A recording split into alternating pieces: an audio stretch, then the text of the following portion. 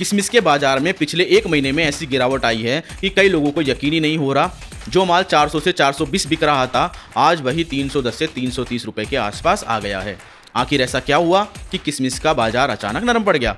चलिए पूरी स्थिति को समझते हैं। नमस्कार व्यापारी भाइयों, इस समय किशमिश के बाजार में सबसे बड़ा कारण है नई फसल की शुरुआत। महाराष्ट्र, जो कि देश का सबसे बड़ा किशमिश उत्पादक राज्य माना जाता है, वहाँ की सांगली और तासगांव मंडियों में नई किशमिश की आवक शुरू हो चुकी है।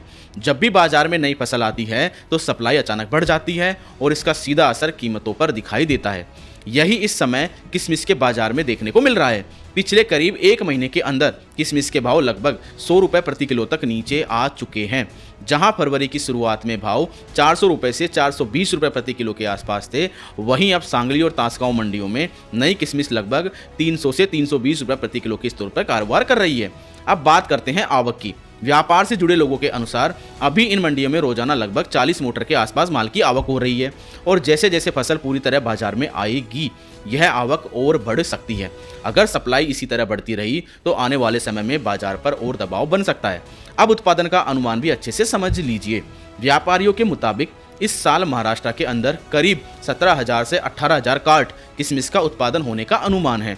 एक कार्ट में लगभग 10 टन माल माना जाता है। अगर पिछले सालों से तुलना करें तो 2025 में उत्पादन लगभग 15,000 से 16,000 कार्ट था। यानी उत्पादन में पिछले कुछ सालों में उतार चढ़ाव जरूर रहा है, लेकिन इस साल सप्लाई पर्याप्त मानी जा रही है।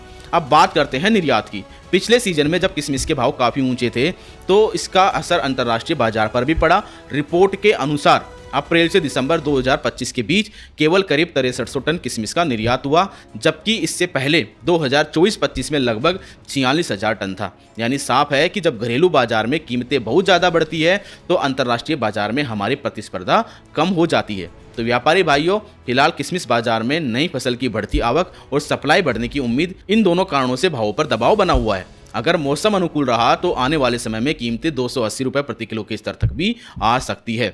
इसलिए बाजार की चाल पर नजर रखना बहुत जरूरी है। शुक्रिया।